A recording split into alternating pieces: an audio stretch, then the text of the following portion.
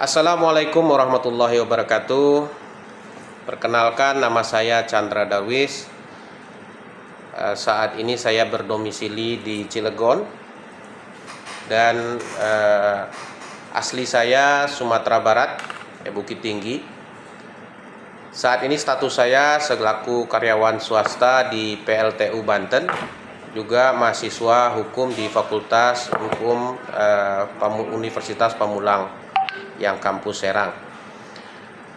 Saya berawal dari ketertarikan saya ikut belajar hukum ini adalah pada saat ada suatu kasus hukum yang saya temui, yaitu adalah adanya pembelian suatu tanah kafling yang saya menyimpan gaji saya setiap bulan untuk saya buat satu kafling, yaitu di tahun 2017 ya. Kemudian seiring waktu sudah lunas pada tahun 2020, namun kafling tersebut tidak ada alias bodong.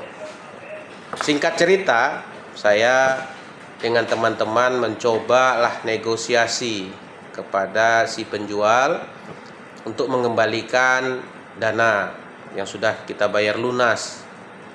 Namun sampai detik ini tidak ada itikat baik dari dia untuk mengembalikan.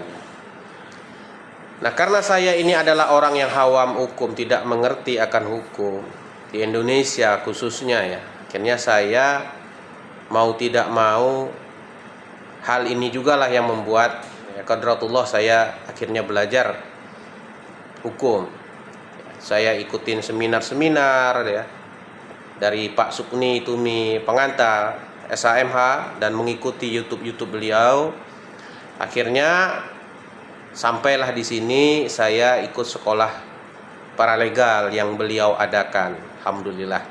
Ya, semoga harapan saya sekolah ini sangat membantu saya pribadi yang tidak mengerti tentang hukum yang ada. Terus yang kedua, saya juga mengambil akhirnya kuliah hukum lagi di umur saya yang sudah lewat 40 ya, tepatnya 44 tahun saat ini.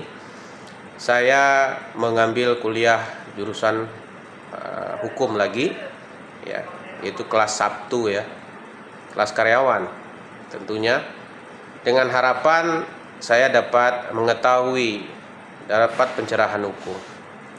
Karena dengan adanya kasus yang saya temui ini ya, saya itu mengetahui bahwa untuk mendapatkan keadilan hukum dan kepastian hukum di Indonesia itu sangat sulit.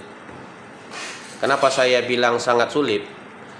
Dengan kasus yang sudah saya jalanin ini ya, tahun Agustus tahun 2022, akhirnya Desember 2023 ya,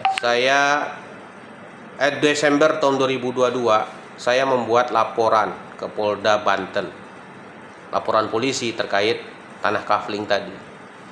Dan sampai detik ini ya, saya hanya mendapatkan SP2HP ya, katanya sudah jadi tersangka, tapi orangnya tidak kunjung ditahan ya. Karena memang terbukti gitu loh, dia jual beli kafling tidak ada, dan uang pun tidak bisa dia kembalikan. Namun gitulah ya, jika kita pakai avokat mahal ya gitu kan. Kalau saya pakai LBH, lembaga bantuan hukum misalnya ya, juga tidak memenuhi syarat ya, karena kategorinya saya juga termasuk orang yang mampu lah ya, tidak termasuk orang fakir miskin. Saya berterima kasih kepada Pak Sakuni ya, mohon maaf Pak Supni ya, Supni Tumi Penganta SHMH, atas adanya sekolah paralegal ini. Saya harapkan bisa membantu, memberi saya wawasan yang lebih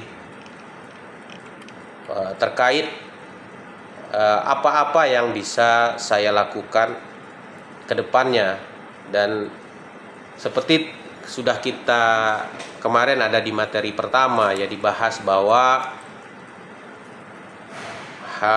sekolah paralegal ini bermula dari keresahan hati beliau dan masih tidak terjangkaunya akses hukum dan keadilan bagi masyarakat. Dan itu terbukti, Pak. Saya mengalami sendiri. Dan juga tentang adanya peraturan perundang-undangan ya, undang-undang dasar terkait bahwa setiap orang itu berhak dapat pengakuan, jaminan, dan perlindungan kepastian hukum. Tapi sangat sulit apalagi kita yang tidak mengetahui tentang seluk-beluknya hukum di Indonesia ini, yaitu kepastian hukum yang adil ya tentunya ya. Kemudian